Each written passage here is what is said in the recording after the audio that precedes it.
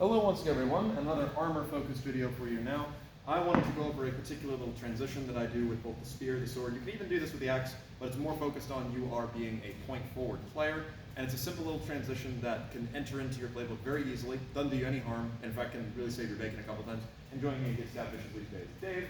So, the idea behind this is that you need to, first, the place you most easily use it is to talk about zones of safety, so I want to divide Dave up here. So Dave, go ahead and be forward toward the camera, tip forward.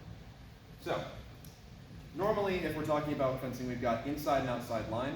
As a right-handed person, Dave's inside is generally that way, his outside is generally this way, etc. When it comes to armor, that's still the same, even though it looks like you're now other way around, you are not. Your right hand is still the dominant one, your left hand is just out being a support. So the inside line is between the tip, his shoulder, and his elbow. So that would be actions here. His outside line is here. And in general, you can still treat this the same sort of way. Inside is where you want to be getting. Outside, he can just keep applying strength all the way here, and he can even volta and end up in a different just foot forward. So you don't want to be going here generally. Too many advantages. Here though, that's the sweet spot. That catches him off having to do little small actions. The other benefit is, and this is not a historical definition, but one I do, this zone, which is the far outside. So outside, inside, far outside. This is notable for your ability, once you get on this place, you can turn him very easily. Is most people who aren't armored back here, you now have a ton of different targets, but more importantly, you have his blind spot. With his helmet, he can only see about yay far, usually. Some people can see a little bit more than that, but the second they have to start turning their head, they're going to run into difficulty because their shoulder is forward. So if you can get into the far outside, you can think of this as a zone of safety, not unlike when you read in certain dagger sources. The idea of when someone strikes down from their left side if they're right-handed, it's much easier to deal with. So now, what does this have to do with what I'm talking about? One of the bigger dangers that I see happen to people is weapon drift. They'll start off fighting, and then as they need to use different parts of the haft or different parts of the blade, I'll show this with swords in a minute, the weapon starts coming off of them, and you end up here. And the issue there, is that the second my weapon starts coming off of me, and we're close, to get my weapon back in front of Dave, crap, I've got a problem. I have to be able to pull it back, which may not always be possible if Dave's trying to crowd forward.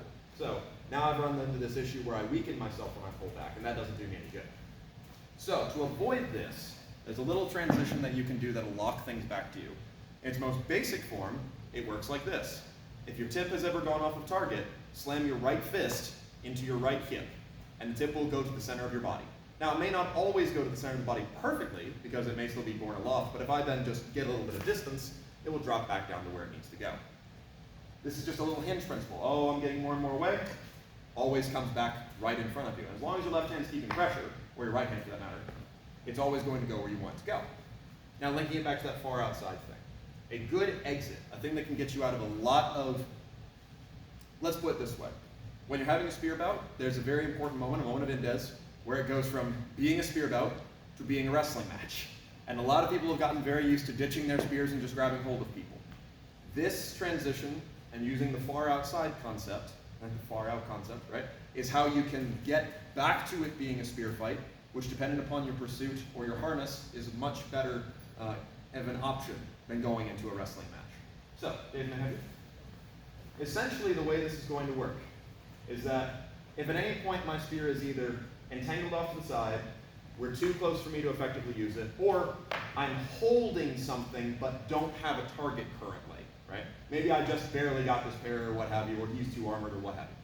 I'm going to step into the far outside. Now don't mistake this for a grapple attempt. In fact, avoid the grapple. Trying to grapple from all the way back here just gives Dave a ton of different opportunities to throw me, counter me, set me up. I don't want to do that. Instead, the far outside is me stepping to the outside of his lead foot as my spear comes forward here to get contact on his outer shoulder. This ensures two things for me. Number one, it prevents him from turning and following me. Number two is I'm getting that initial contact that I'm going to ride off of. So I'm not just going to step into this gap and ignore him. If I just step over, he will turn and face me. Yep. But if I make sure that I come up first, and this is also good as a lighter fighter, I hit that wall, he resists this push, I can use that to shove myself away.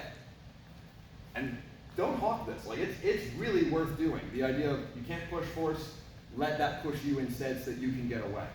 So here's that from a different setup where my spear tip's too high because Dave is giving me pressure in the middle, right? Too high, can't do anything. Up, out. Now, besides getting you into his blind spot and things along those lines, the other thing that does is it sets you up for the transition to then take target or leave. So let's switch sides. So, the hand transition here, you can relax for a second, works like so. You come up with your right fist, and you step into it, and you push yourself away, and you end up essentially here. Now you do that slam to the hip thing, where I pull my right hand back, which also has the tendency of bringing my tip down, and my hips start turning. Now if you're looking to get away, you just let that force you to pass backward. And I end up, once again, in the same position I started, but I've gained ground and moved into his blind spot. If instead I'm looking to come forward, all that's going to be is I slam my tip down so it's in front of me, step forward with that left foot to stab. So all in all, the motion ends up looking like this. Here, here. Here's that again. Here, here. Now I'll do that going forward. Here, here.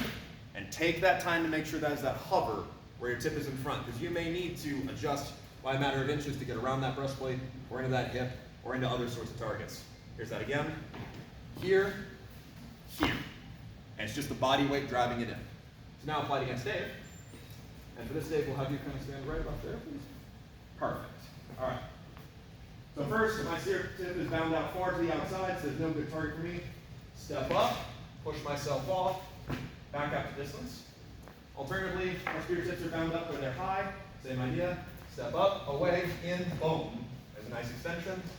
Or now, I'm holding something valuable, and so I don't want to lose it. Step around the blind spot, and I can use the haft as well as the fist. Back, boom. And it's just a simple little thing, but let's show it with the swords as well. There